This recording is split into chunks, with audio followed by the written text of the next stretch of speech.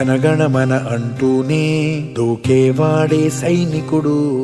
ఫెళ ఫెళ ఫెళ ఫెళమంటూ మంచు తుఫాను వచ్చినా వెనకడుగే లేదంటూ దాటేవాడే సైనికుడు.